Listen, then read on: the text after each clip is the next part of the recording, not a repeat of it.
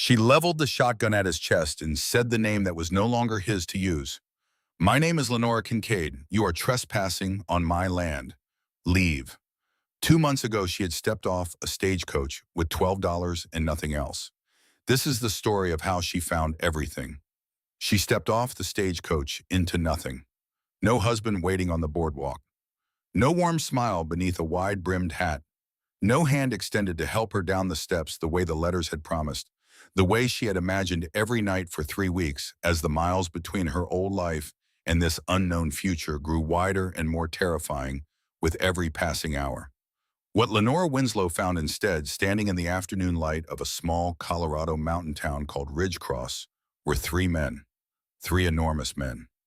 They stood beside a heavy freight wagon near the general store, all of them taller than any man she had ever seen in Columbus, Ohio. Broad-shouldered and sun-darkened, wearing work clothes that had been washed but never quite freed of the dust and labor ground into the fabric.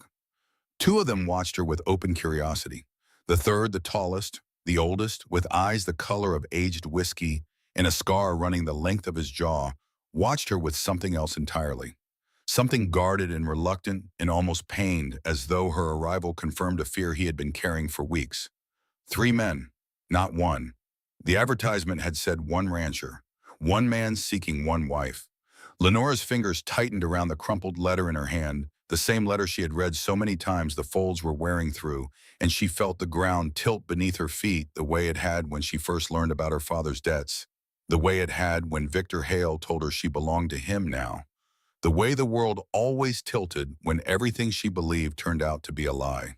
Before she could peek, before she could retreat back into the stagecoach and beg the driver to take her anywhere else, a stout woman with steel gray hair and a flour-dusted apron pushed past the 3 giants and descended the boardwalk steps with surprising speed.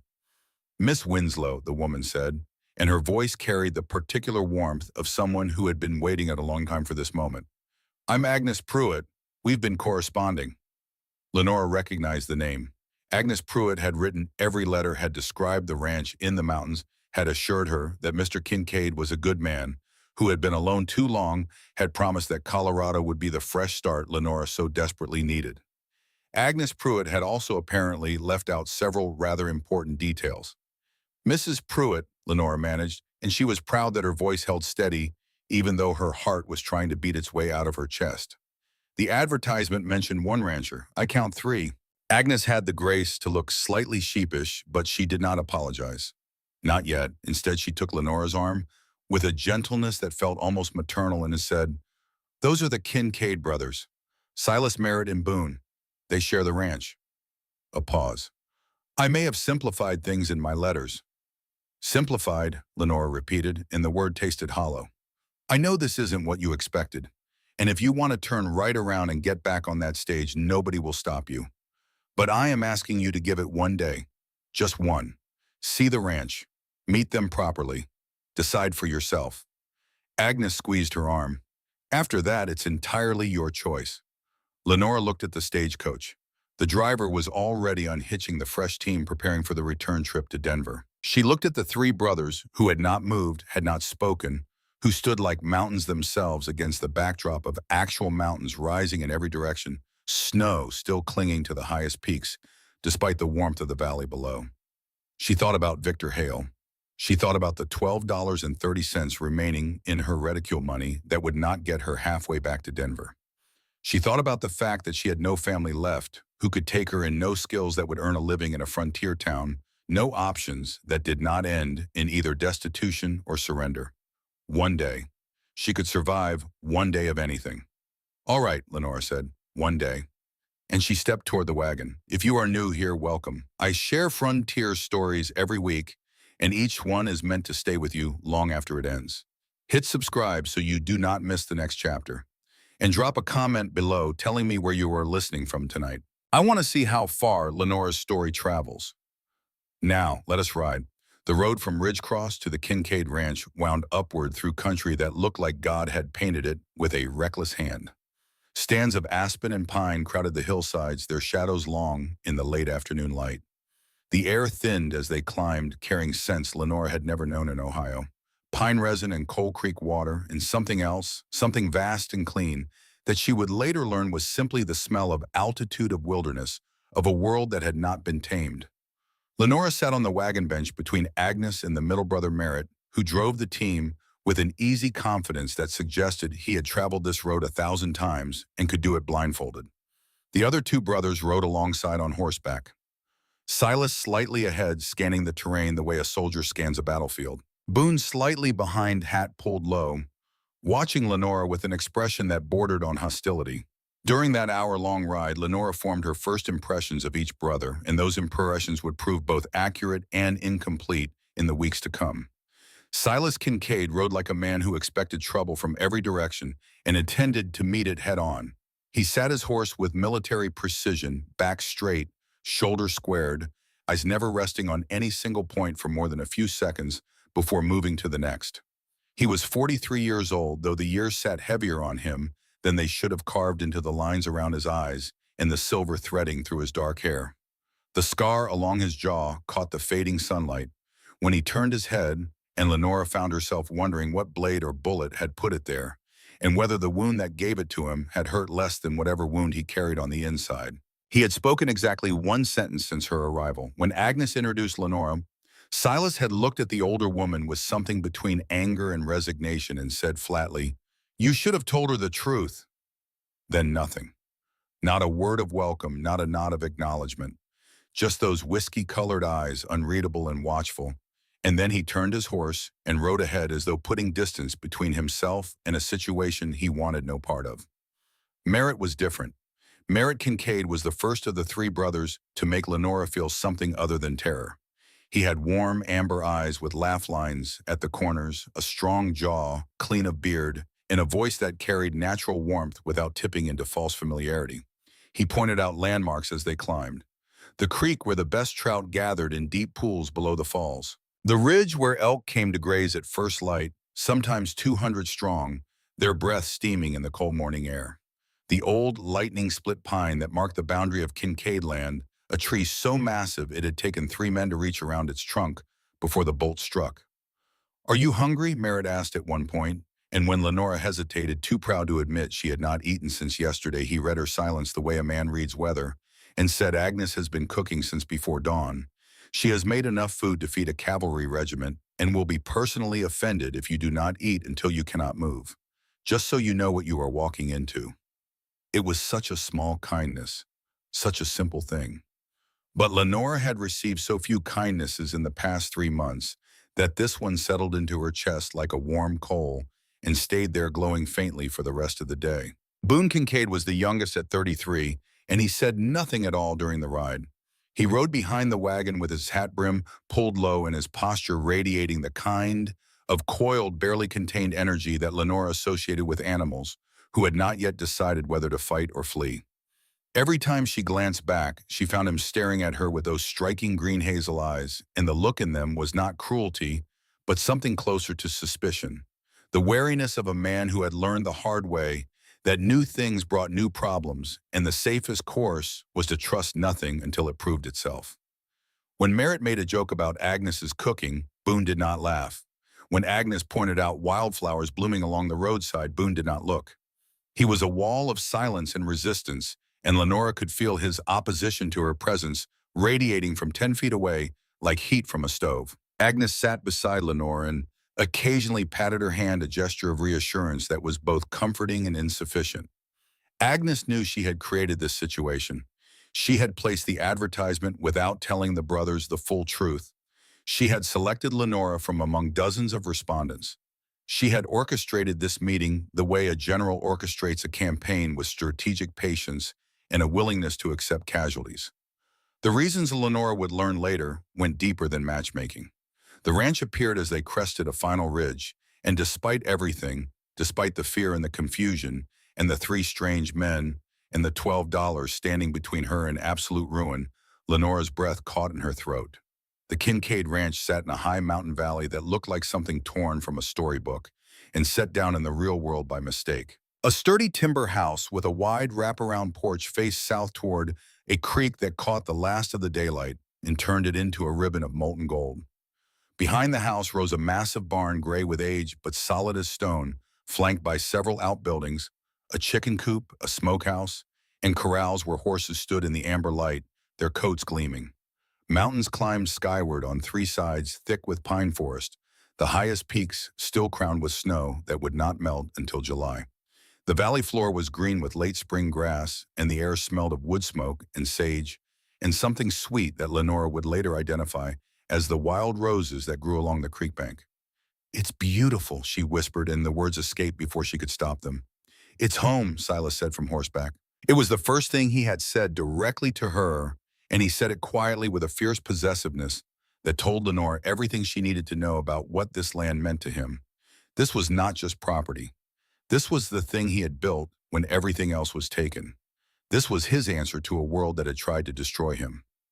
They arrived at the house. Merritt helped Lenora down from the wagon, his hands large and careful around her waist, and she was acutely aware of how small she was next to these men. The top of her head barely cleared Merritt's shoulder. Boone dismounted and stalked toward the barn, without a word vanishing into the shadows with his horse. Silas carried her trunk inside with one hand as though it weighed nothing at all, and set it in the guest room with a precision that suggested he had thought about exactly where it should go. The house was larger than Lenore expected, clean and well-maintained, smelling of bread and roasting meat, and the particular warmth of a home where someone cared enough to keep the lamps trimmed and the floors swept. The kitchen was the heart of it, a big room with a cast-iron stove the size of a small altar, a table of hand-planed oak that could seat 8, and shelves lined with jars of preserves and dried herbs. The furniture throughout was handmade, rough but solid, built by men who valued function over beauty, but who had, perhaps without intending to, created something beautiful in the honesty of their craftsmanship. There were books on a shelf in the main room. More books than Lenora would have expected, and the sight of them made something in her chest loosen slightly, as though she had found a familiar face in a crowd of strangers. Agnes showed Lenora to the guest room. Small but clean, with a patchwork quilt on the narrow bed, a wash basin with fresh water, and a window that looked out toward the mountains where the last light was turning the snow peaks the color of fire. "Lock works from the inside," Agnes said, and she met Lenora's eyes with a directness that left no room for misunderstanding. "You can secure it any time you want. Nobody enters this room without your permission. Nobody." Lenora nodded, and something about the way Agnes said it, not as a reassurance but as a statement of absolute fact, made her believe it. Supper was served at the big oak table, and it was the best meal Lenora had eaten in longer than she could remember. Venison stew thick with potatoes and carrots and wild onions. Bread that had come from the oven less than an hour ago, the crust golden and the inside soft and warm. Berry cobbler made from preserves Agnes had put up the previous autumn. Lenora tried to eat with the restraint appropriate to a lady at a strange table, and failed completely. She was too hungry, and Agnes kept adding food to her plate with a determination that brooked no argument. The dinner conversation revealed the brothers the way firelight reveals a room, illuminating some things while casting others into deeper shadow. Merritt carried most of the talking, asking Lenora about Ohio, about her education, about her experience with frontier life, which was essentially none. When she admitted she had never milked a cow, or saddled a horse, or split a piece of firewood in her life, Merritt laughed, not unkindly, with genuine amusement and something that might have been delight. "Well," he said, "you will learn all three before the week is out, or Agnes will have strong words for everyone at this table." Silas ate methodically, watching Lenora across the table with those unreadable whiskey eyes. He spoke only when asked a direct question, and answered in sentences so short that they were practically telegrams. When Merritt suggested he tell Lenora about the ranch operation, Silas said, 60 head of cattle, 8 horses, alfalfa fields, vegetable garden, it is work. That was all. But Lenore noticed that his expression softened when he looked at the house around him, at the table, at the food Agnes had prepared. There was love here, buried deep beneath the stone. Boone arrived late to the table, having spent an extra hour in the barn with the horses. He ate quickly, said almost nothing, and kept his eyes on his plate, as though eye contact were a concession he was not willing to make. But when Lenora accidentally knocked her fork off the table, it was Boone who moved. So fast she barely saw his hand. He caught the fork before it hit the floor and set it back beside her plate with a gruff "here" and fingers that were rough and scarred and surprisingly careful. He did not meet her eyes, but the instinct that drove the gesture told Lenora something important. Boone Kincaid's hostility was a wall, and behind it, whether he knew it or not, lived a man whose first impulse was to help. After supper, Agnes herded them out of the kitchen so she could clean, and Lenora stepped onto the porch because she needed air and space and a moment to process the fact that her life had veered so far from any plan she had ever made that the word plan no longer seemed to apply. The mountain night was cooler than she expected, sharp with altitude, and the sky above was something she had never seen. In Columbus, stars were scattered things dimmed by gas lamps and chimney smoke. Here the sky was a cathedral of light, thousands upon thousands of stars blazing in a darkness so deep it seemed to have weight and texture pressing down on the valley like a blessing. Merritt joined her after a few minutes. He leaned against this porch railing with easy grace, and without a word, he draped a wool blanket around her shoulders because he had noticed her shiver and acted on it without needing to be asked. They stood together in silence for a while, and the silence was not uncomfortable. It was the kind of quiet that exists between two people who have decided, however tentatively, to give each other the benefit of time. "I know this is not what you signed on for," Merritt said eventually. "Three of us instead of one. And I want you to know you can leave any time. We will pay your passage wherever you want to go, no conditions." "And if I stay," Lenore asked, "what exactly would I be staying for?" Merritt was quiet for a moment, choosing his words. "Agnes placed that advertisement because she believes we need someone here, not for the reasons you might imagine. She is not trying to marry you off to any of us, not without your say-so. She just thinks we are—" He paused, searching. "Incomplete. Three men on a mountain working ourselves into the ground, not really living. She thinks you might change that." "And what do you think?" "I think Agnes is usually right about people, even when she goes about things the wrong way." "And your brothers," Merritt's smile turned rueful. "Silas thinks Agnes overstepped. Boone thinks the whole thing is foolishness. But neither of them told her to uninvite you, and neither of them will make you feel unwelcome." He paused. "Give Boone a few days. He is like a horse that has been handled rough. Takes time to trust." Lenore looked out at the stars and thought about trust and time and the fact that both were luxuries she could not afford. She thought about Victor Hale somewhere east of these mountains and whether the distance was enough. She thought about the $12 in her reticule and the letter from an advertisement that had promised one thing and delivered another. "One day," she said. "You all keep offering me one day." "It is a start," Merritt said. "Most good things are." The morning came early, the way mornings come on a working ranch, with boots on floorboards and the smell of coffee so strong it could practically pull a person out of bed by the collar. Lenore, dressed in a simpler dress, dark green, calico practical, and pinned her hair. When she entered the kitchen, she found Agnes already at work rolling biscuit dough and Silas sitting at the table in the gray pre-dawn light. He did not notice her at first. He sat with a mug of coffee between his hands, and Lenora saw him unguarded for the first time. The hollowness in his eyes, the slight tremor in his fingers, the way he stared at a point somewhere beyond the far wall, as though he were watching something only he could see, something terrible and far away that played behind his eyes on a loop he could not stop. Agnes glanced up and gave Lenora an almost imperceptible shake of her head. A warning. Do not mention it. Do not draw attention. Lenora understood. She had seen this look before on the faces of men who returned from the war to her father's business in Columbus. Men who were physically present but mentally elsewhere, trapped in a place where the sound of gunfire never fully stopped. She entered the kitchen, quietly said good morning in a voice that was soft but not pitying, and asked Agnes what she could help with. Silas blinked. The distance left his eyes. He looked at Lenora as though remembering she existed, and something crossed his expression too quickly to name. Then he drained his coffee, set the mug in the basin, put on his hat, and walked outside without a word. The brothers were gone before the sun cleared the peaks. Silas to check fence lines in the north pasture. Merritt to ride to the high meadow where the cattle grazed. Boone to work with a green horse in the corral, a half-wild animal that needed breaking before it could be trusted under saddle. Lenora watched them go from the kitchen window and marveled at how they moved across the land, each one enormous and purposeful covering ground, with the efficiency of men who had spent years learning the rhythms of this mountain.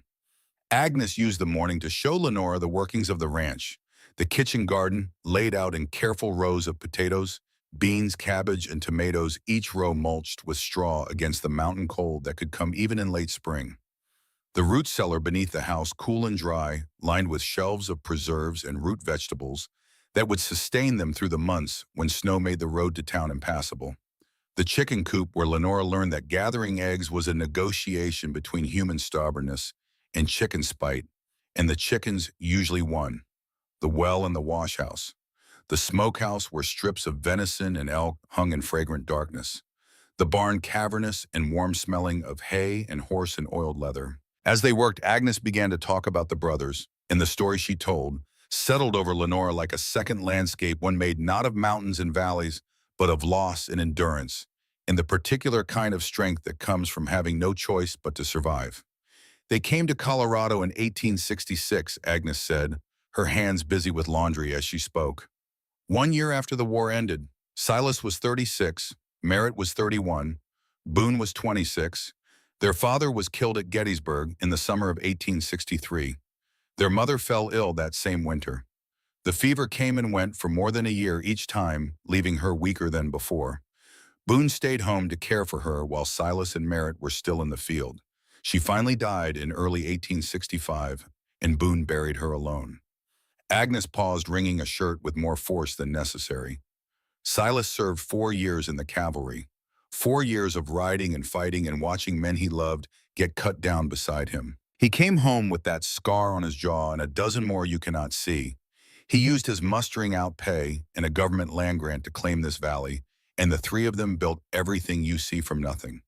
Cut the timber, raised the walls, broke the land. The first 2 winters nearly killed them. And Merritt, Lenore asked. Merritt enlisted in 1863 after their father died. He was 28, served 2 years, saw some of the worst of it near the end. That warmth you feel from him, that easy way he has with people, some of it is real and some of it is armor. He keeps everyone comfortable so they do not look too closely at what is underneath. In Boone, Agnes's expression shifted into something more complicated, something that was part tenderness and part worry, in part the particular helplessness of a woman who can see a wound but cannot reach it. Boone enlisted in early 1865. He was 24. He did not avoid the war, understand that. He stayed home to care for his mother because Silas and Merritt had already gone and someone had to be there.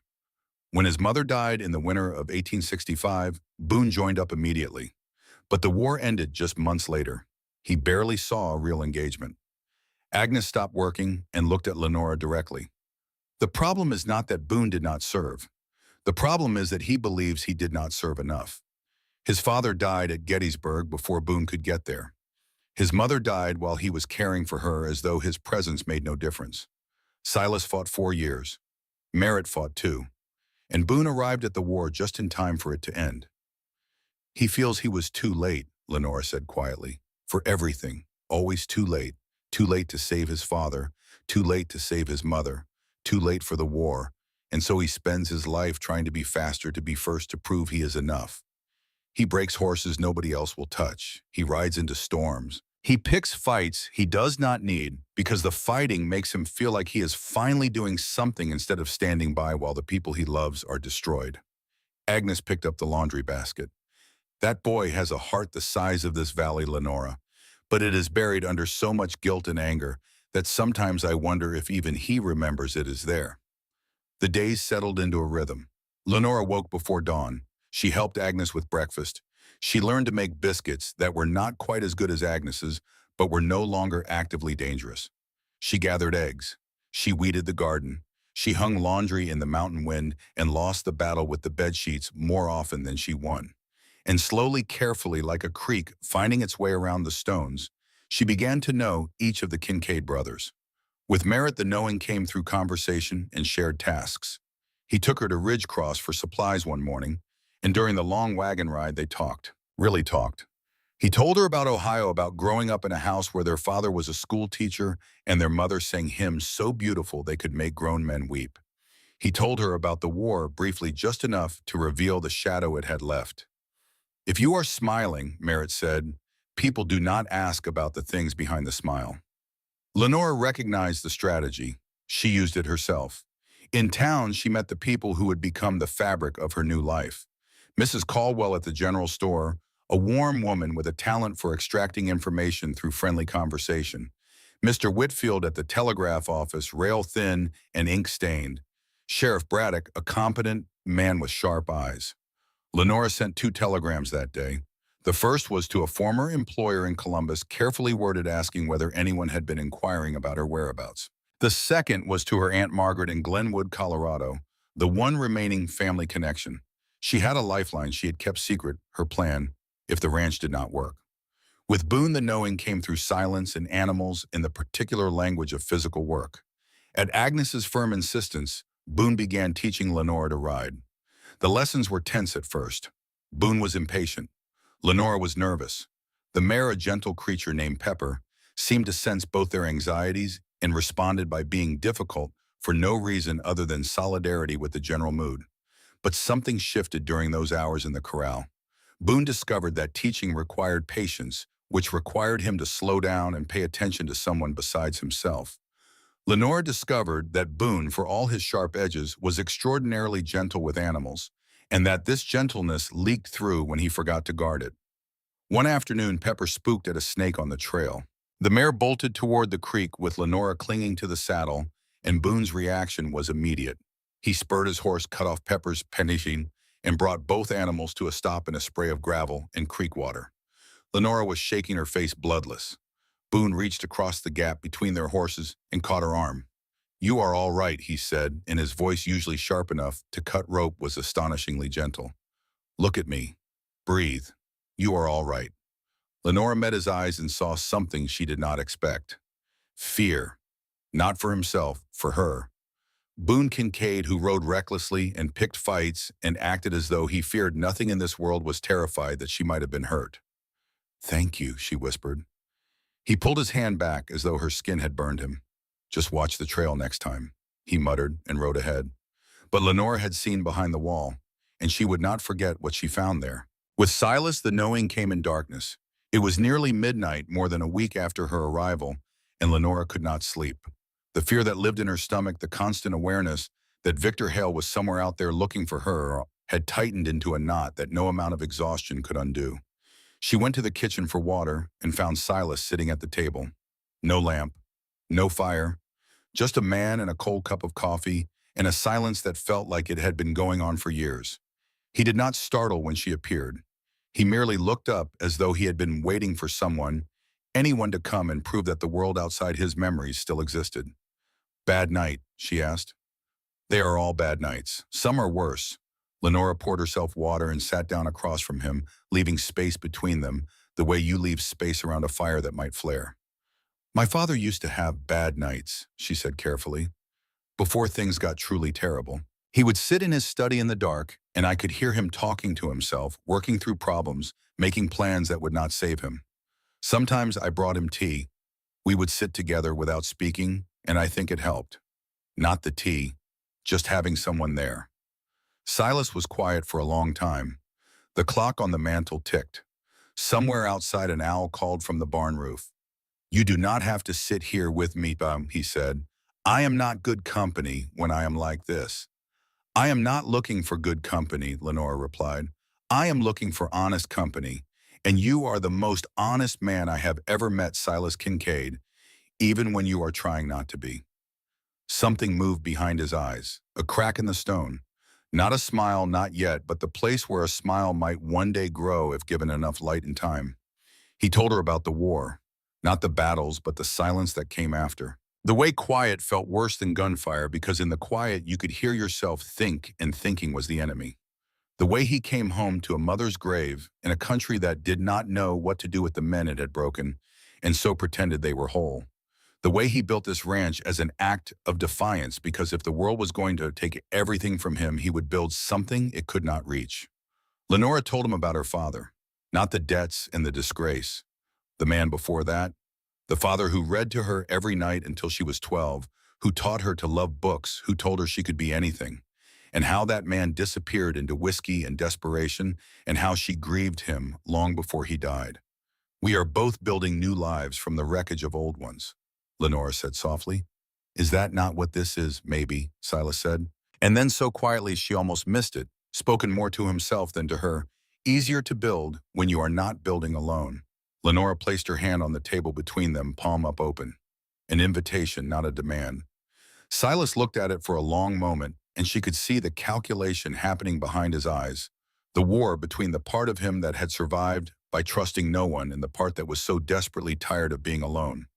His calloused fingers settled over hers, warm and rough and trembling, slightly. They sat that way until the sky began to lighten, hand in hand, saying nothing, needing nothing. It was not romance, not yet.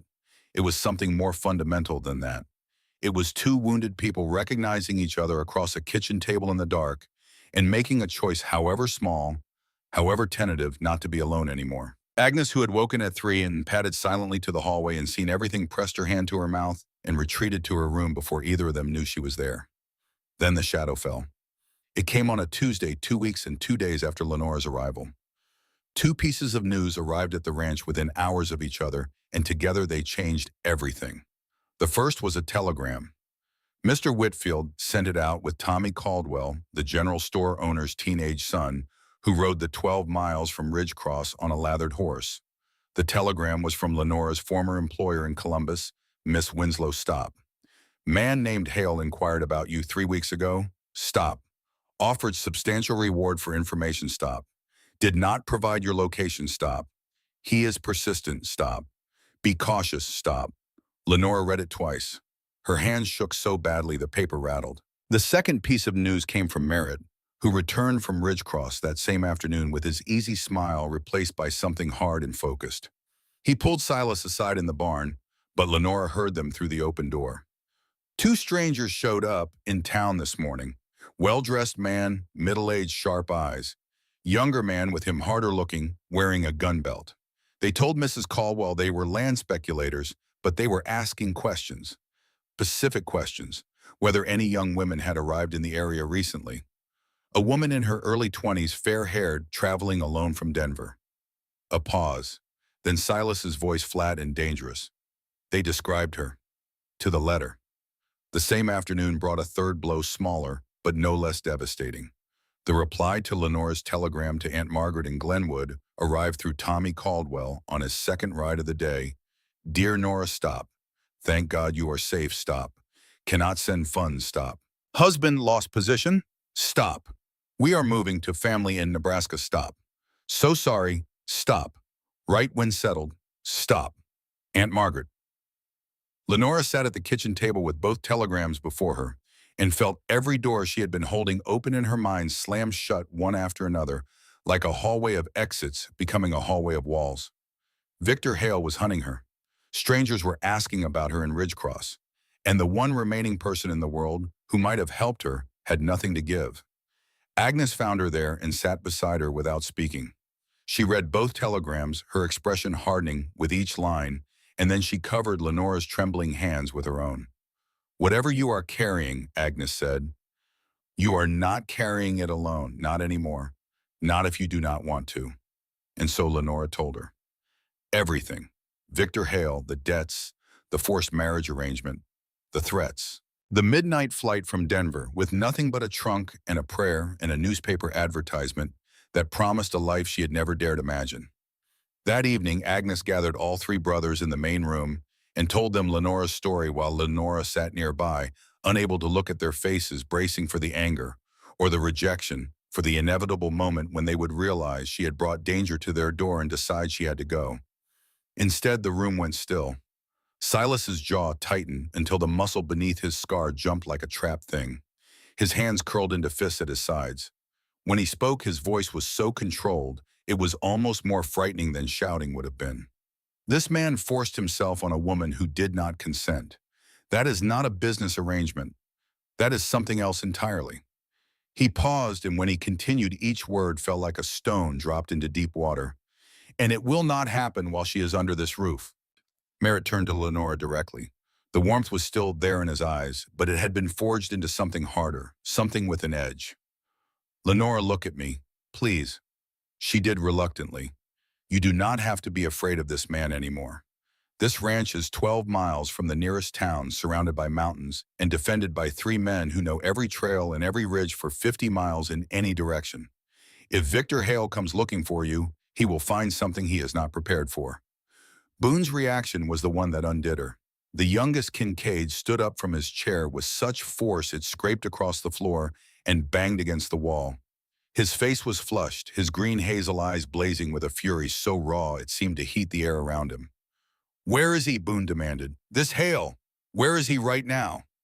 No one answered. Boone strode toward the door, his whole body a weapon looking for a target. "I will ride to Denver tonight. I will find him, and I will make certain he never comes near her or anyone else ever again." "Boone," Silas's voice cut through the room like a blade, not loud but absolute. The voice of a man who had commanded men in battle and expected obedience as a condition of survival. "Sit down. We do this smart, not reckless." Boone stood by the door, vibrating with barely contained fury, his breath coming hard. For a moment, Lenora thought he would not listen. Then slowly he returned to his chair. But his eyes never left Lenora's face, and what she saw in them had changed completely. The wariness was gone. The suspicion was gone. In their place burned something fierce and almost desperate in its intensity. Boone Kincaid had decided in that moment that Lenora Winslow was worth protecting, and he would burn down everything, including himself, before he let anyone hurt her. Silas laid out a plan with military precision. Lenora would not go into Ridgecross until they knew who the strangers were. Merritt would make discreet inquiries through his contacts in town. Boone would ride the perimeter daily, watching every approach to the ranch. Silas would speak with Sheriff Braddock directly. "And if it is Hale," Lenora asked, and her voice was barely a whisper, "if he has sent men to find me." Silas looked at her across the room. In the lamplight, his whiskey eyes held something she had not seen before, something beyond protectiveness, beyond duty, something personal. "Then they found the wrong valley to go searching in," he said. That night, Lenora lay in the guest room with the telegrams under her pillow, listening to the sound of Boone's horse circling the ranch in the darkness. The hoofbeats came every few minutes, steady and rhythmic, like a heartbeat surrounding the house. She thought about the three men who had positioned themselves between her and the world. About Agnes, who had brought her here for reasons that went deeper than a newspaper advertisement. About the ranch that had started to feel like something she had never truly had before. She thought about Victor Hale somewhere east of these mountains, with his money and his men, and his absolute refusal to accept that she was not his to claim. And she thought about the fact that for the first time in longer than she could remember, she did not want to run. She wanted to stay. She wanted to fight. She wanted to stand her ground on this mountain with these people and build something that no one, not Victor Hale, not the past, not the fear that had followed her across 1,000 miles, could take away. She did not know yet whether that was courage or foolishness. Perhaps she thought as sleep finally found her, the hoofbeats outside fading into the rhythm of her own breathing, it was both. And perhaps that was enough. 3 weeks changed Lenora Winslow in ways she could not have predicted. Her hands told the story. The soft palms that had turned pages in Columbus drawing rooms were now rough with calluses from the garden hoe and the laundry wringer and the wooden handle of the axe that Silas had placed in her grip one morning, without ceremony, positioning her fingers around the shaft and showing her how to read the grain of the wood before the blade fell. His hands had covered hers for exactly 3 seconds, long enough to correct her technique, long enough for Lenora to feel the controlled power in his grip and wonder what it would be like to be held by those hands for a different reason entirely. She pushed the thought away. It came back. She pushed it away again. The days had taken on a rhythm that felt both foreign and increasingly like home. She rose before dawn and helped Agnes with breakfast, and her biscuits had graduated from inedible to acceptable, which Agnes praised with the restrained enthusiasm of a woman who had once eaten hardtack for 3 winters straight and could therefore appreciate progress in any form. She gathered eggs, she weeded the garden, she learned to identify the herbs that grew wild along the creek bank, rosemary and sage and yarrow, and which ones Agnes used for cooking, and which for medicine, and which for nothing except the pleasure of their smell. She learned to milk Bess, the brown dairy cow, who had regarded Lenora's first attempts with the frank contempt of an animal who had been milked by competent hands for 8 years and could recognize an amateur. By the 5th morning, Lenora's fingers had found the rhythm, and when the milk streamed steadily into the pail, she felt a surge of pride so fierce and disproportionate to the accomplishment that it almost made her laugh. She had never in her life produced anything with her own hands. Not bread, not fire, not the simplest necessities of survival. Everything had always been done for her, provided for her, decided for her. Not anymore. Merritt took her to Ridgecross every week for supplies, and those wagon rides became the architecture of their friendship. He talked and she listened, and then she talked and he listened, and somewhere in the exchange they found common ground that neither had expected. They were both from Ohio. They both loved music, though neither could play an instrument without causing suffering to everyone within earshot. They both used laughter as a wall, though Merritt's wall was taller and more practiced than hers. One afternoon, returning from town, Merritt said something that lodged in Lenora's memory and stayed. Silas has not slept through a full night in 7 years. He set his eyes on the road, his voice stripped of its usual warmth. Not once. He walks the halls. He checks the locks. Sometimes he stands on the porch at 3 in the morning, staring at the dark like he is waiting for an enemy that never comes but never goes away either. A pause. Since you arrived, he has been sleeping until 4. That is an extra hour. That may not sound like much to you, but to me, it is a miracle. Lenora did not respond. She did not trust herself to speak without her voice breaking. Boone's riding lessons continued, and the transformation in the youngest Kincaid was the one that surprised Lenora most. Teaching her required patience, a quality Boone possessed in abundance with horses, but had never thought to extend to humans. He discovered that the same principles applied. Slow movements, low voice, no sudden demands. The willingness to repeat the same lesson 10 times without frustration because trust could not be rushed, and any attempt to force it only drove it further away. On the morning Lenora successfully cantered Pepper around the full perimeter of the corral, without losing her seat or her nerve, Boone leaned against the fence and said, "Not bad." And the ghost of a smile that crossed his face there and gone in a heartbeat was the first genuine smile Lenora had seen from him. It transformed his features completely, made him look young, made him look like the man he might have been if war and guilt and loss had not gotten to him first. One evening, a mountain storm struck without warning, wind howling down the valley and rain hammering the roof like fists. Silas and Merritt were in the barns securing the animals. Agnes had retired early. Lenora was alone at the kitchen when a crack of lightning struck so close the lamps flickered and the windows shook in their frames, and she found herself pressed against the wall with her hands over her ears, breathing too fast, the sound too much like doors slamming too much, like the heavy footsteps of men who came to collect what her father owed. Boone appeared in the kitchen doorway, soaked from checking on the horses in the north corral, water dripping from his hat brim. He saw her against the wall and stopped. He did not ask if she was all right. He could see that she was not. Instead, he crossed to the stove, checked the fire, added a log. He filled the kettle and set it to heat. He pulled a chair close to the warmth and nodded toward it. Lenora sat. Boone sat across from her. Neither spoke. The storm raged outside, but the kitchen was warm, and there was something unexpectedly comforting about his silent, solid presence.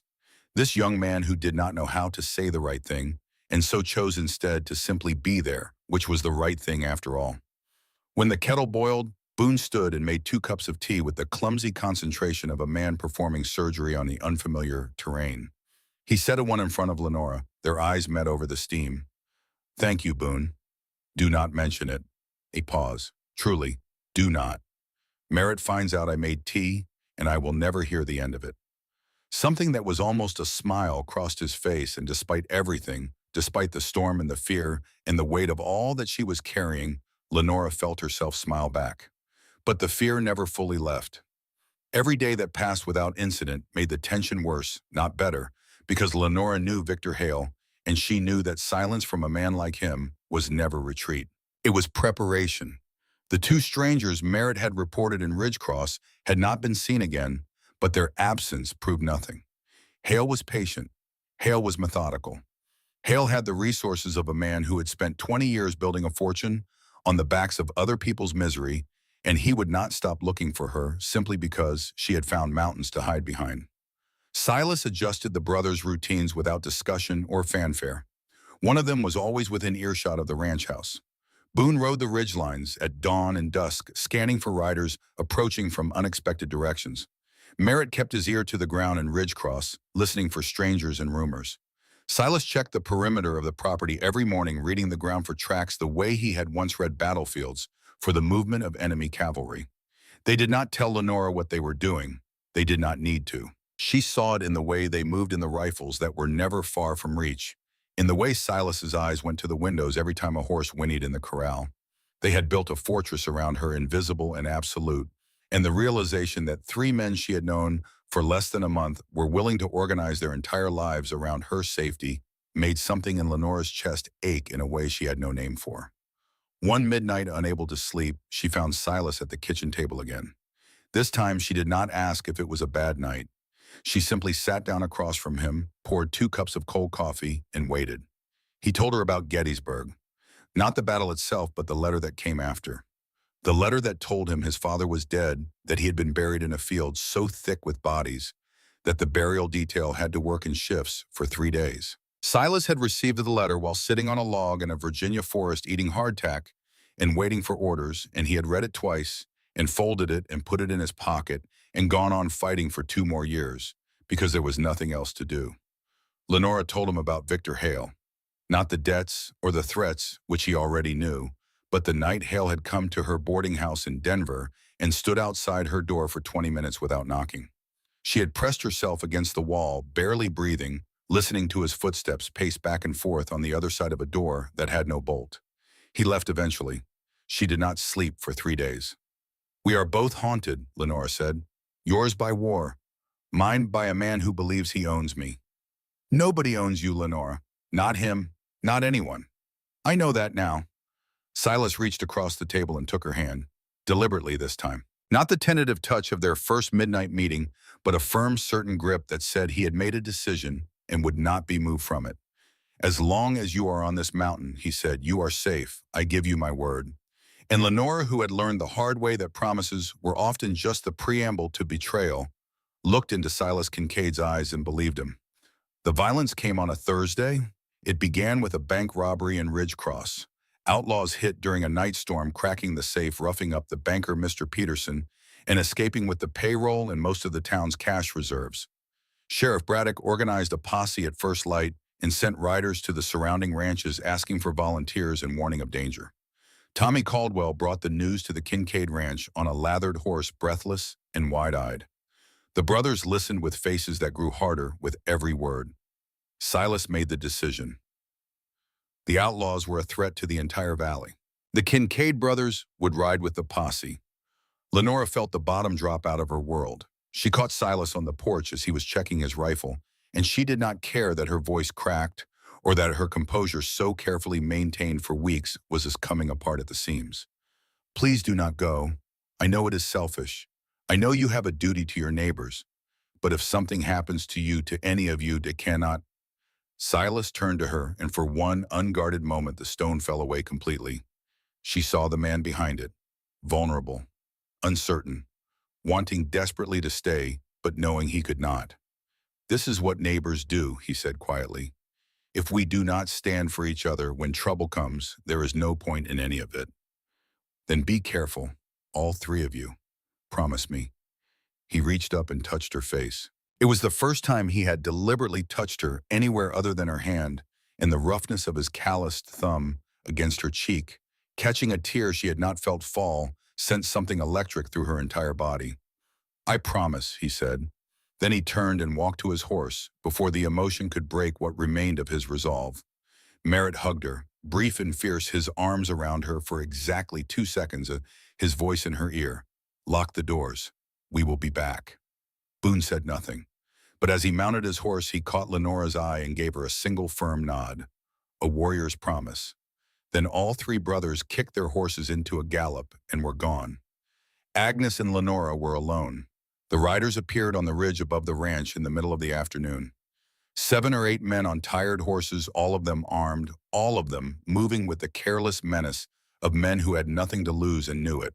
Agnes spotted them first from the kitchen window.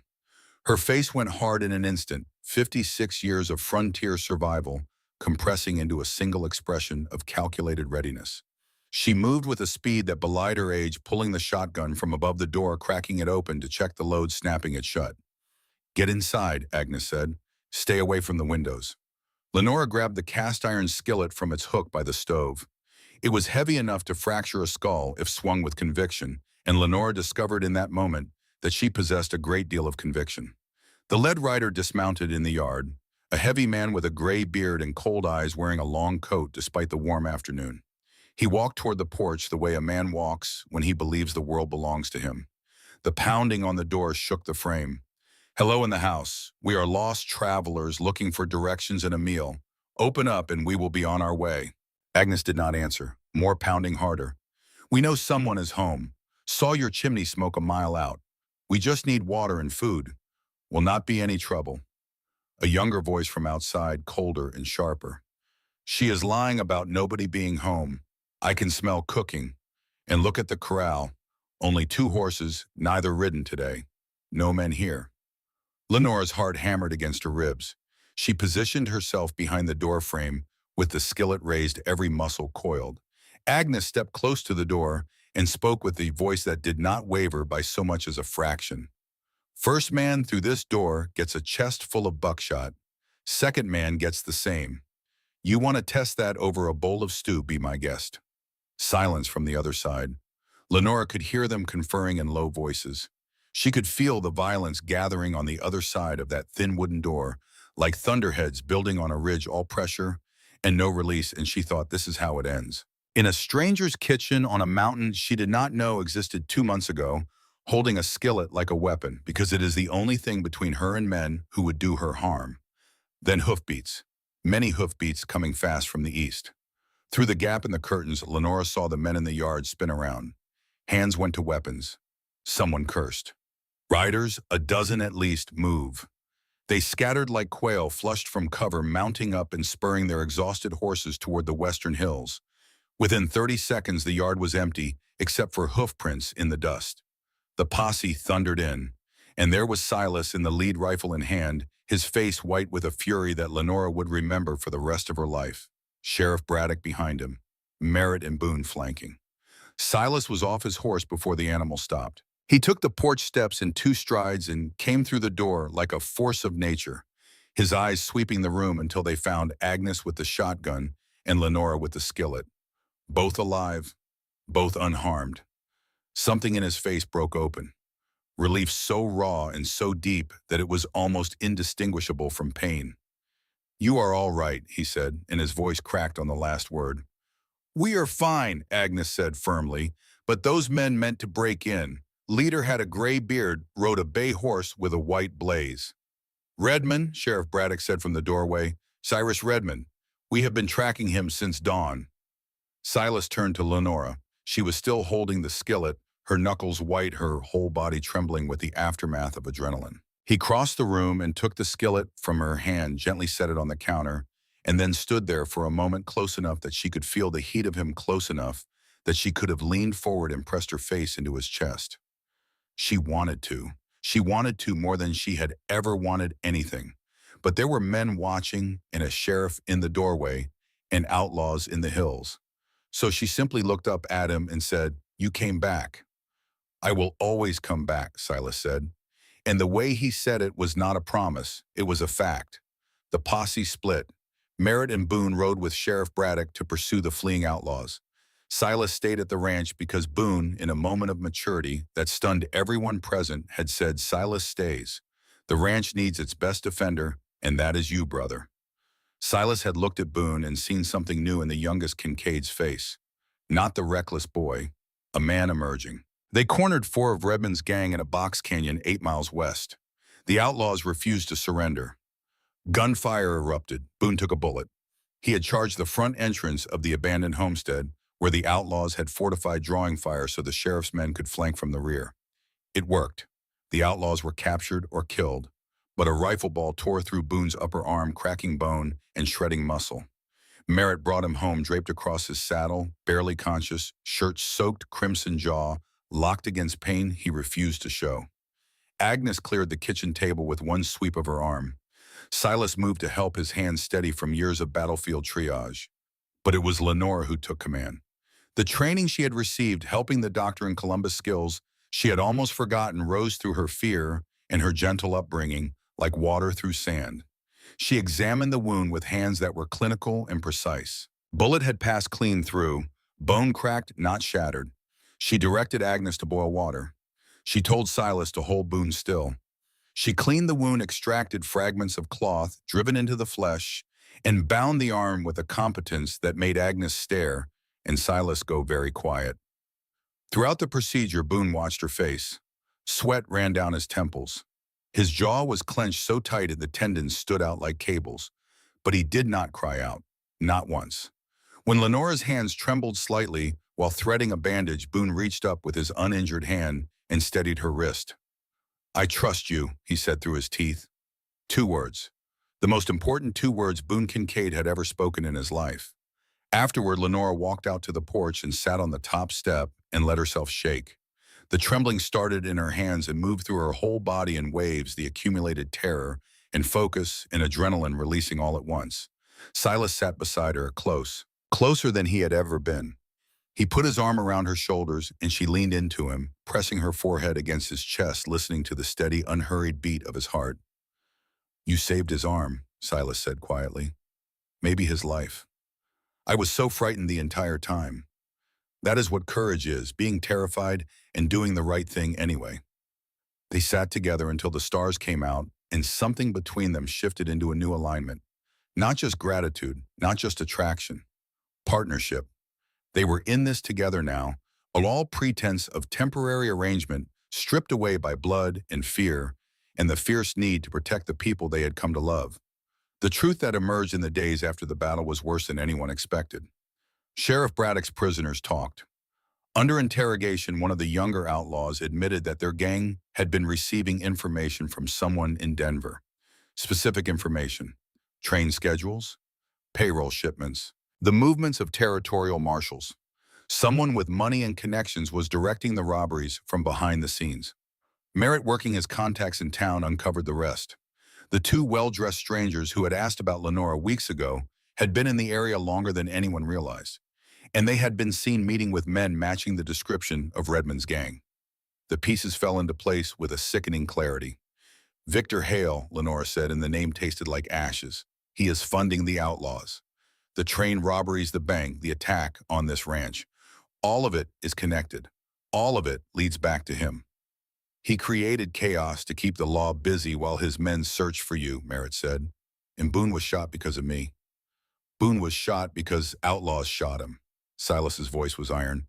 "The blame falls on the men who pulled the trigger and the man who paid them. Never on you." 2 days later, the worst happened. Sheriff Braddock sent an urgent rider. Victor Hale had arrived in Ridgecross, in person, accompanied by 4 armed men. He had told the entire town that Lenora was his fiancée, that she had fled Denver in a state of mental distress after her father's death, and that he was simply a concerned man trying to bring his beloved home safely. "Some people believe him," Braddock's message read. "He is smooth and well-dressed and very convincing." Lenora stood into the kitchen with the letter in her hand and said the words that changed everything. "I will go to town. I will face him." She stood on the main street of Ridgecross on a clear, sharp morning, wearing the navy blue traveling dress she had arrived in, the cameo brooch at her throat catching the light. Between the 3 towering Kincaid brothers, she looked small enough to break. But her back was straight and her chin was lifted. Victor Hale stepped out of the boarding house. Tall, well-dressed, gray suit, polished boots. A face that was handsome the way a blade is handsome, all edges and purpose. "Lenora," he called loudly enough for the gathered crowd to hear, spreading his arms like a man welcoming home a lost child. "Thank God. I have been so worried. Your father's death, the strain it has clearly affected your mind. Come, let me take you home." Lenora's heart hammered. Her legs felt like water, but she had faced outlaws. She had stitched a bullet wound. She had survived every terrible thing this world had thrown at her, and she was done running. "I am not your fiancé, Mr. Hale." Her voice carried across the street, clear and steady. "I never agreed to marry you. You used my father's debts to coerce me into an arrangement I never consented to. When I refused, you threatened me. I fled Denver because you gave me no choice." She turned to the sheriff. "This man has hired agents to track me across Colorado. He has connections to the outlaw gang that robbed your bank and your trains." Hale's mask cracked. "This is absurd. I am a respected businessman. Silas stepped forward. He did not raise his voice. He did not need to. This woman is under the protection of the Kincaid family. She is telling the truth. If you have a legal claim, make it through the courts. If you come near her again anywhere, you will answer to me and my brothers. Merritt and Boone flanked him. 3 men, all armed, all radiating an absolute willingness to finish this. Hale looked at them, looked at the crowd that had already chosen sides, looked at the sheriff with his hand on his pistol. We will see about this, Hale said and walked away. Lenora's knees buckled. Silas caught her, one arm around her waist holding her upright. You did it, he murmured close to her ear. You stood up to him. That evening, Silas asked to speak with her alone. They walked to the creek, to the spot that had become their place, where the water ran over smooth stones and the mountain stood guard. If you married me, Silas said, and there was a tension in his voice she had never heard, Hale would lose any claim. A married woman cannot be forced into a prior arrangement. The law is clear. A marriage of protection, Lenora said softly. If that is what you want it to be. He paused. But I would be lying if I said that is all I want. He turned to face her. In the fading light, his whiskey eyes were luminous with something she had never seen in them before. Vulnerability. The armor laid down. I spent 7 years convincing myself I did not need anyone. That solitude was safety. That caring about someone was just another way to be destroyed. Then you stepped off that stagecoach with your blue dress and your brave eyes and your absolute refusal to let fear win, and everything I believed about not needing anyone turned out to be a lie. His voice dropped lower, rougher, as though the words cost him something precious. Every morning when I hear your voice in the kitchen, the nightmares from the night before get a little quieter. When you sat with me in the dark and held my hand, it was the first time in 7 years I felt like a whole person, instead of just the broken pieces of one. He took her hands. His fingers were trembling. Marry me, Lenora. Not because you need protection. Because I need you. Because this ranch, this life, none of it means anything if you are not in it. Lenora looked at this man. Scarred, stoic, wounded, brave. A man who built things with his own hands and walked the halls at night because sleep was an enemy, and spoke in measured words because he was afraid of what might come out if he spoke freely. Ask me again, she said, properly this time. Properly. Not because of Hale, not because of the law. Ask me because you want me to say yes.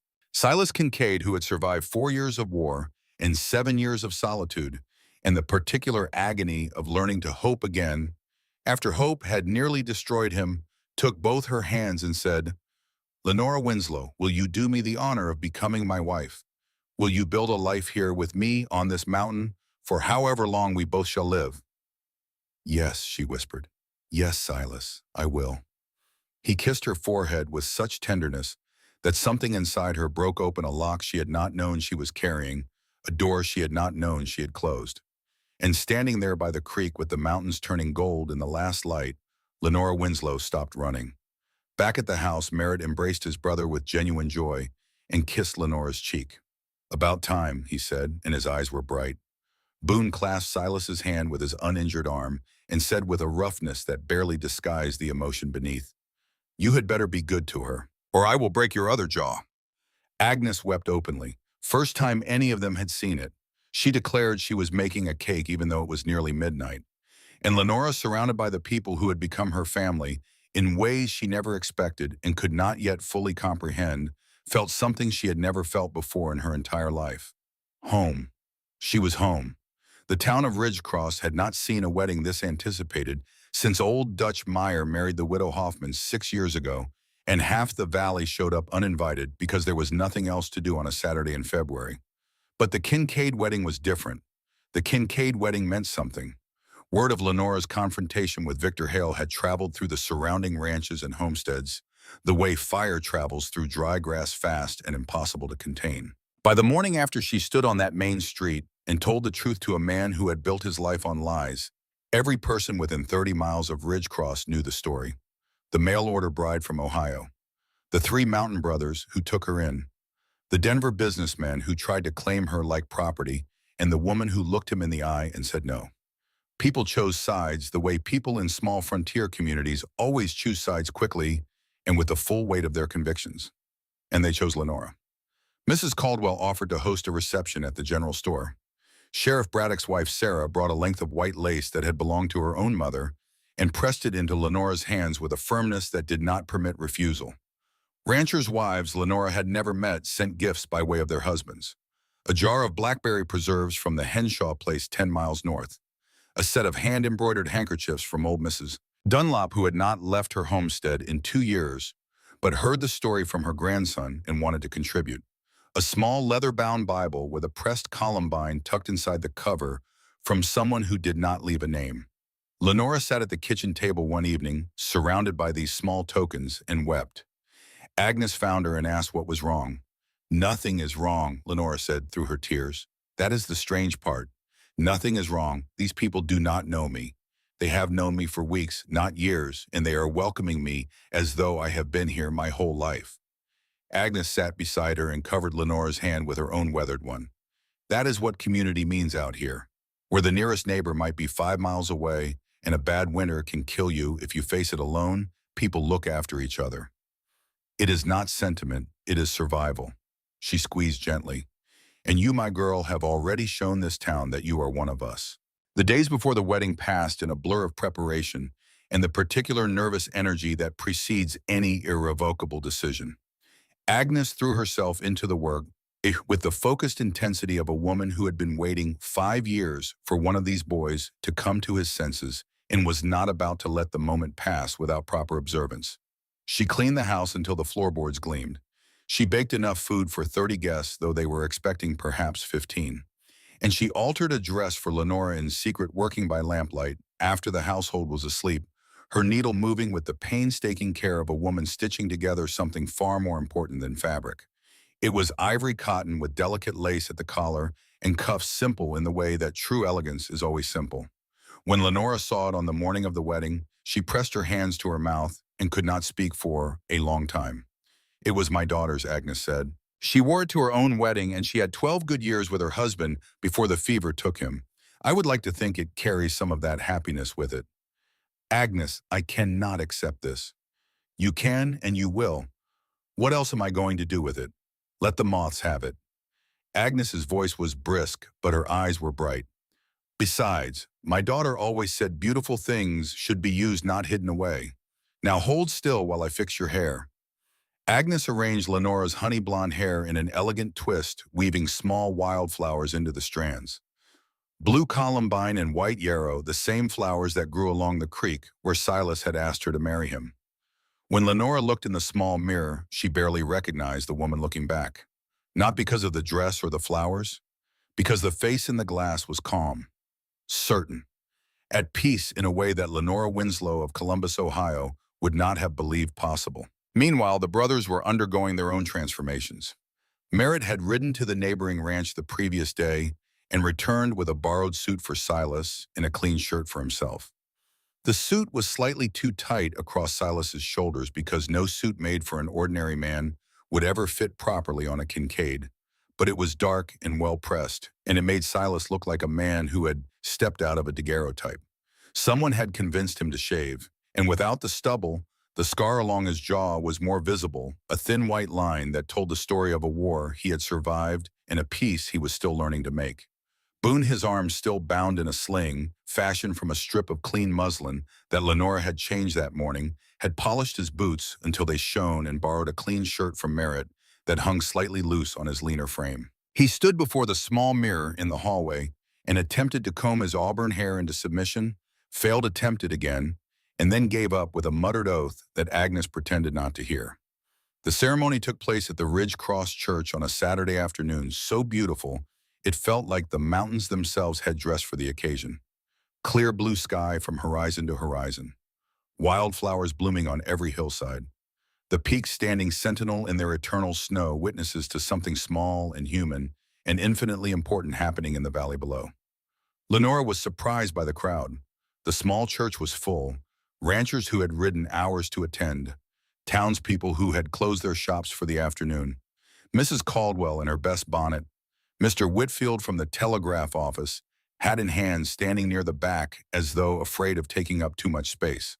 Sheriff Braddock and Sarah. Even the stagecoach driver who had brought Lenora to Ridgecross 2 months ago, a grizzled man named Harlan who had not attended a social event in 4 years, but who told Mrs. Caldwell he would not miss this one for anything. Lenora walked down the aisle on Agnes's arm. Agnes, who had set this entire story in motion, who had placed the advertisement, chosen Lenora from among the respondents, manipulated 3 stubborn mountain men into accepting a woman they did not think they needed, and then stood back and watched as the walls came down one by one. Agnes was crying openly and without a trace of embarrassment, and Lenora loved her for it. Silas waited at the front of the church with Reverend Marsh, and when he turned and saw Lenora coming toward him, the expression on his face was something she would carry with her for the rest of her life. It was not surprise. It was not mere appreciation. It was the look of a man who had been wandering in darkness for years and had just seen the first light of dawn. Merritt and Boone stood beside their brother. Merritt was beaming, his natural warmth turned up to full force, his amber eyes bright with a joy that was entirely genuine and only slightly bittersweet. He had come to care for Lenora deeply, and the caring had taught him something he had not expected. That love did not have to be romantic to be real. That gaining a sister could fill a space he had not known was empty.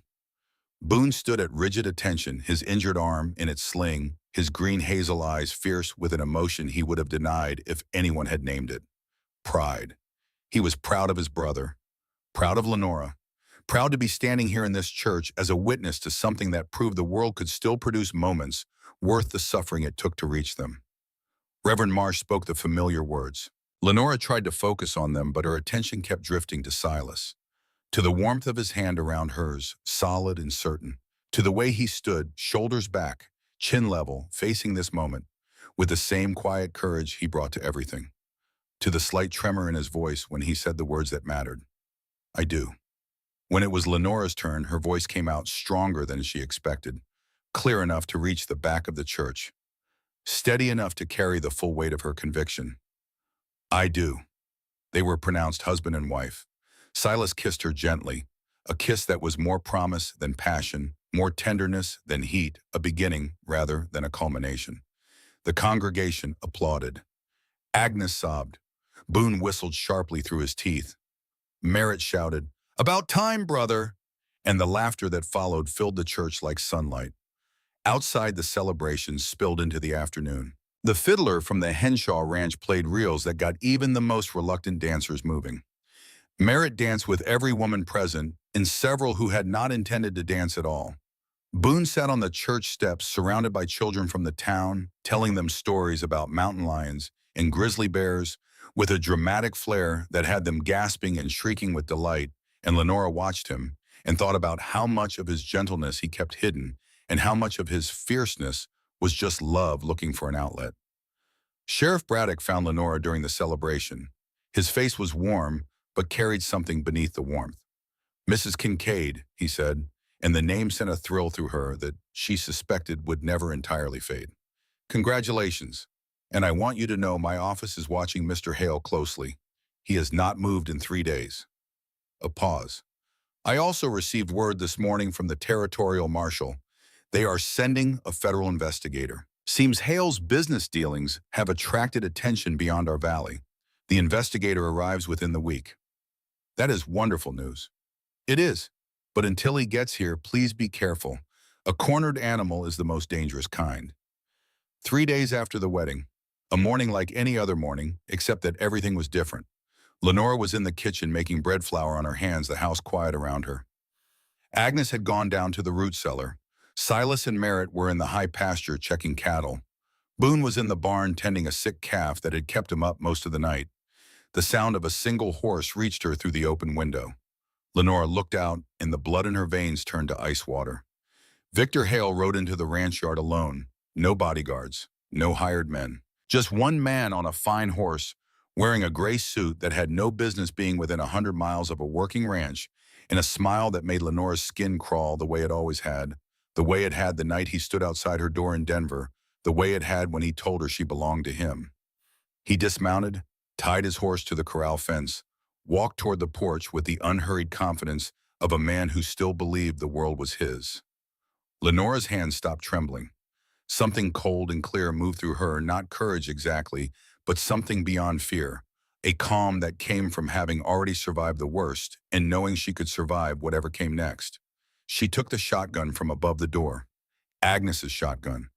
The same weapon that had held off 7 outlaws. She checked the loads. She opened the door.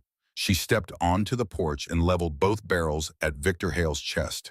He stopped at the bottom of the steps. His smile did not waver, but something behind his eyes shifted. Surprise. He had expected the frightened girl who fled Denver. He had not expected this. That is not very welcoming, Lenora. My name is Lenora Kincaid. You are trespassing on my land. Leave. I came to make a reasonable offer. Return to Denver with me quietly and I will forget everything. The public humiliation, the accusations, all of it. There is nothing between us, Mr. Hale. There never was. I am married. I am home. You need to leave before my husband returns. The mask fell. What replaced it was the real Victor Hale, the one Lenora had always known, lived beneath the fine suits and the polished manners. Naked fury, possessive rage, the face of a man who had never been told no by anyone who mattered and could not comprehend that it was happening now. You think marriage to some mountain rancher protects you? I have lawyers who will have this annulled before the ink dries. I have judges who owe me favors. I have men who will... You have nothing here. The voice came from behind Hale and he spun. Boone Kincaid stood at the corner of the house, his injured arm in its sling, his other hand holding a rifle with the easy familiarity of a man who had been handling firearms since he was old enough to walk. His green hazel eyes burned with a cold, focused fury that was entirely different from the hot recklessness Lenora had seen in him before. This was controlled. This was deliberate. This was a man who had found the stillness at the center of himself. Nothing except a trespassing charge, came Merritt's voice from the opposite direction. He stood at the corral fence rifle resting casually across his arms, his expression stripped of every trace of warmth. What remained was something harder and more dangerous than Lenore had ever seen in the Middle Kincaid. Then Silas rode around the corner of the barn on his gray gelding. He had been alerted by the signal. Boone had arranged a system of hand mirrors, catching sunlight from the barn loft that the brothers had established after the outlaw siege. He swung down from the horse, and his physical presence filled the yard like a thunderclap. 6 feet 6 inches of barely controlled fury, shoulders, square jaw, set eyes burning. Mr. Hale? His voice was low, even, absolutely terrifying. You are standing on my land, threatening my wife. You have 60 seconds to mount your horse and ride out of this valley. And if I ever see your face again for any reason, I will forget that I am a God-fearing man. Hale looked at the 3 brothers, 3 enormous men all armed, positioned to cut off every escape. He looked at Lenora on the porch with the shotgun. He looked at Agnes, who had emerged from the root cellar carrying a butcher knife and wearing an expression that suggested she knew exactly where to put it. For the first time in his life, Victor Hale understood that money and connections and lawyers meant nothing on a mountain where the law was written in blood and loyalty and the willingness to die for the people you loved. This is not over, he hissed. Yes, it is, Lenora said, and her voice steady and unbreakable and ringing with the authority of a woman who had earned every syllable of her strength was the final word. Hale mounted his horse and rode north, not toward Ridgecross, toward the hills, toward Redmond's territory. Silas watched him go. He is not heading back to town. He is going to Redmond, Merritt said. He is desperate. Then we finish this, Silas replied. The posse rode out at dawn. Sheriff Braddock, Marshal Taggart, the federal investigator who had arrived 2 days early and brought 4 deputies with him, the 3 Kincaid brothers. 6 volunteers from town men who had watched Lenora stand up to Hale on that main street and decided that if she was brave enough to fight, they were brave enough to ride. Lenora and Agnes waited at the ranch, the hardest kind of waiting, the kind where every distant sound could be a gunshot and every minute stretches until it breaks. I hate this, Lenora said, standing at the window, her hands clenched at her sides. I hate being the one who waits. Waiting is its own kind of courage, Agnes replied from her rocking chair, her hands busy with mending because Agnes's hands were always busy. Any fool can charge into a fight. It takes real strength to sit still and trust. In the hills, the posse cornered Hale and what remained of Redmond's gang in a narrow canyon 12 miles north. Marshal Taggart called for surrender. Hale refused. Redmond, realizing that Hale had led federal officers directly to his door, turned on his employer with the fury of a man who had been used and discarded. The outlaws fractured. Some surrendered. Some fought. Some ran. Hale tried to escape through a narrow pass on the western rim of the canyon. He kicked his fine horse up the rocky trail, certain that money and desperation would carry him through the way they always had. Boone was waiting. He sat his horse on the narrow trail, the mountain falling away on one side, and the rock wall pressing close on the other. His injured arm was bound tight against his body. His rifle rested across the saddle. He did not draw it. Hale pulled up short. The two men faced each other across 20 feet of mountain trail, with nothing between them but thin air and the accumulated weight of everything that had led to this moment. "Get out of my way," Hale said, and reached for the pistol at his belt. "I would not do that," Boone said. And then Boone Kincaid, who had spent his entire life believing he was too late, who had tried to compensate with speed and recklessness and fury, did the bravest thing he had ever done. He sat still. He did not draw his weapon. He did not charge. He did not move. He simply sat his horse and held Victor Hale's gaze with those green hazel eyes that had been forged in guilt and loneliness, in a desperate need to prove himself, and he let the stillness speak. The silence lasted 10 seconds. It felt like 10 years. Boone was not too late. Not this time. He was exactly where he needed to be, exactly when he needed to be there. And the knowing of that, the absolute certainty of it, radiated from him like heat from a forge. Hale's hand trembled on the pistol grip. He looked into Boone's eyes and saw something he had never encountered in all his years of manipulating and threatening and buying his way through the world. He saw a man who was not afraid, not angry, not desperate, simply immovable, a mountain in human form. Hale dropped the pistol. It clattered on the rocks and slid toward the edge of the trail. Marshal Taggart's deputies closed in from behind. It was over. Lenora was standing on the porch when the riders appeared on the ridge, silhouetted against the afternoon sky. She counted them the way a woman counts heartbeats when the heart that matters most is not her own. 1, 2, 3, 3, Kincaid brothers, all upright in the saddle, all coming home. She ran. She was a dignified, well-mannered woman from Columbus, Ohio, educated in proper deportment and social graces, and she gathered her skirts in her fists and ran down the road like a girl, her hair coming loose from its pins, her heart so full it could not possibly contain what she was feeling. Silas saw her. He spurred his horse forward, swung down before the animal stopped and caught her. She buried her face against his chest and breathed him in. Dust and sweat and horse and leather and the smell of gunpowder and the scent of the man she loved. "It is over," he said into her hair. "Hale is in federal custody. Redmond too. Marshal Taggart is taking them to Denver for trial. You are safe. All of you. All of us. Everyone." Victor Hale stood trial in Denver that autumn on charges of fraud, conspiracy, and accessory to robbery and murder. The trial was a sensation. A wealthy, well-connected businessman exposed as the architect of a criminal enterprise that had terrorized 3 territories. He was convicted on all counts. 20 years in federal prison. Cyrus Redmond hanged in November. Lenora did not attend either proceeding. That chapter was closed. She had a ranch to run. The seasons turned. Lenora's first winter on the mountain was the hardest and the most beautiful thing she had ever experienced.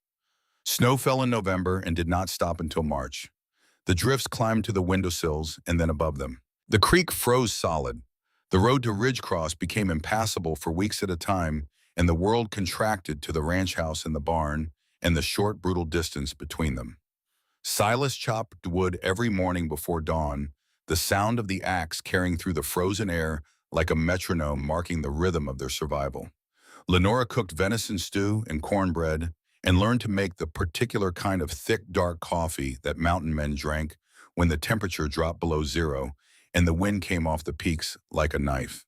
In the evenings, they sat by the fire, Lenora reading aloud from the books on the shelf, while Silas listened with his eyes half closed and his hand resting on her knee, a gesture that had become as natural and as necessary as breathing. His nightmares did not disappear. They never would, not entirely, but they eased. Lenora learned to recognize the signs, the restlessness that preceded the dreams, the way his hands would clench on the quilt. On the worst nights, she simply held his hand in the darkness and waited. She did not try to fix what could not be fixed. She just stayed. Merritt took on a larger role in the community, winning a seat on the Territorial Commission where his charm and his intelligence found their proper outlet.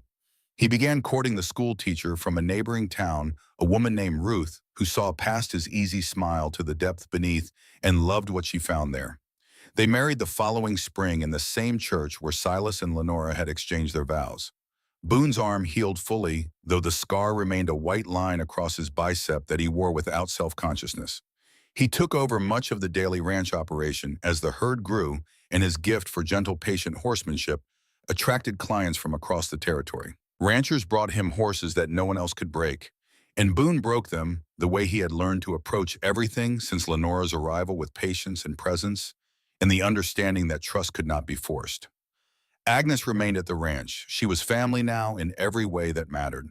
She had earned that place 5 years before Lenora arrived, and nothing, not age, not weather, not the passage of time, could diminish it. Silas built Lenora a bookshelf. He did it in secret, working in the barn after the household was asleep, planing the timber by lamplight, fitting the joints with the same meticulous care he brought to everything he built.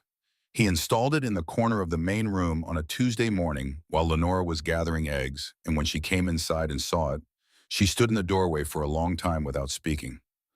"You gave up everything to be here," Silas said. "I wanted you to know that everything includes space for the things that matter to you." Books arrived by stagecoach from Denver, after that one or two at a time, and the shelf filled slowly the way good things always fill, with patience and intention and the quiet accumulation of days. In October of their first year, Lenora realized she was pregnant. She told Silas by the creek, their place, the place where he had proposed, where they had held hands in the dark, where all the important words between them had been spoken. He was quiet for a moment that stretched and stretched. Then he swept her into his arms and held her with a fierceness and a tenderness that seemed to occupy the same space that seemed to say, "I am terrified and I am overjoyed, and these two things are not contradictions. They are simply what it means to love someone this much." "A family," he said. "We are going to have a family." "We already are a family," Lenora replied and pressed her forehead against his. "This just makes it bigger." The baby came in the spring on a morning so bright it seemed the sun itself was celebrating. A girl, dark hair like her father, blue eyes like her mother. They named her Margaret after Lenora's mother, and when Silas held her for the first time, his scarred, calloused hands impossibly gentle, around that tiny body, Lenora saw tears on his face. The tears of a man who had spent years believing he would never have this and could not quite believe it was real.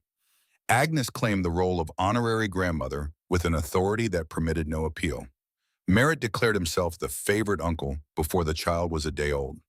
Boone held Margaret with the exquisite care of a man handling something infinitely precious, and whispered so quietly that only Lenora heard, "I am going to teach you to ride before you can walk. Do not tell your mother." 2 years later, a son. They named him Thomas after Silas's father, who fell at Gettysburg. The ranch expanded. Lenora planted an orchard of apple and cherry trees on the south-facing slope behind the house, and she took up beekeeping, the skill she learned from the Henshaw ranch wife, and within 2 years, Kincaid honey was the most sought-after item at the Ridgecross General Store. The years accumulated the way snow accumulates on the peaks, layer upon layer, each one adding to the depth and the permanence of what had come before. Margaret grew into a bright, fearless girl who followed her father across the ranch, asking questions he did not always know how to answer. Thomas was quiet or bookish, drawn to the shelf of volumes that had become Lenora's library, and when he sat in the corner, reading with his mother's blue eyes moving across the page, Silas would watch them from the doorway with an expression of such profound contentment that Agnes, passing by, would mutter, "About time," and keep walking. 25 years after Lenora stepped off a stagecoach into the unknown, she sat on the porch of the house Silas had built and watched the evening settle over the valley like a benediction.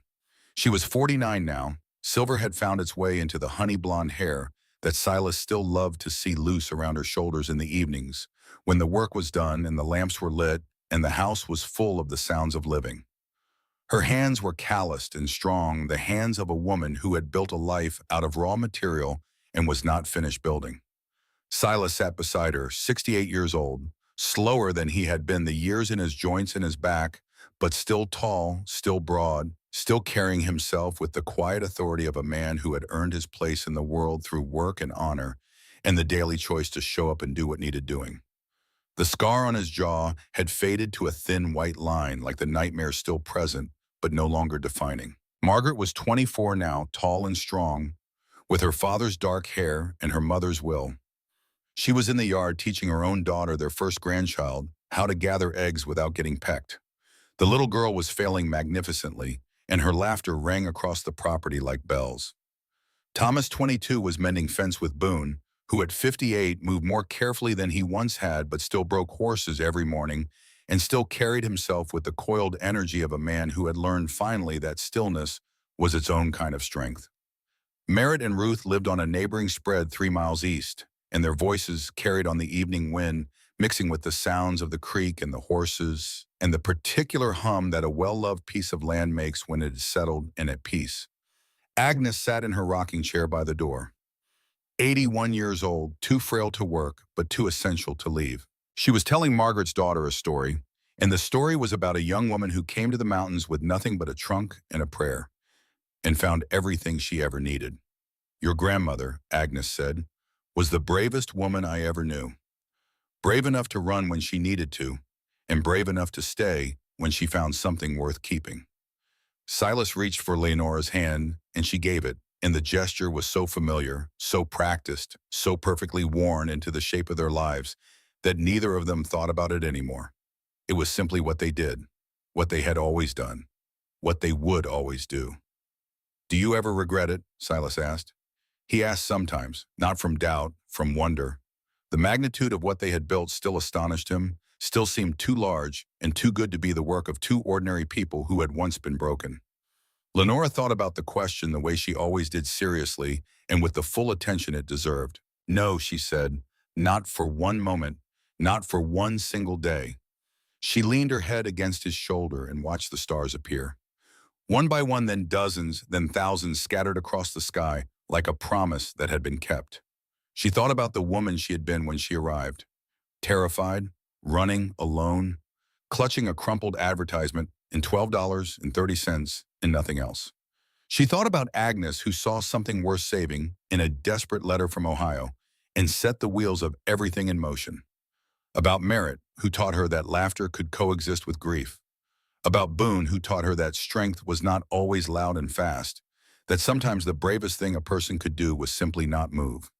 About Silas, who showed her that the deepest love was not built from grand gestures, but from the daily, ordinary, extraordinary choice to be present, to be honest, to be kind, to stay.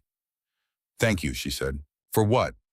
For giving me a home, for giving me a family, for making me believe that running could end somewhere worth standing still. Silas pressed his lips to her hair. You did not stop running because of me, Lenora. You stopped because you finally realized you were strong enough to stand. The creek whispered over its stones. The mountains held their ancient watch.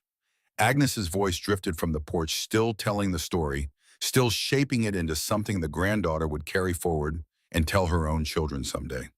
And Lenora Kincaid, who had once been Lenora Winslow of Columbus, Ohio, who had once been a girl with nothing, who had once believed the world offered her no choices worth making, closed her eyes and listened to the sound of her family breathing and living and being, and knew with the certainty of a woman who had earned every good thing she possessed that she was exactly where she was supposed to be. Sometimes being stranded was just another word for arriving.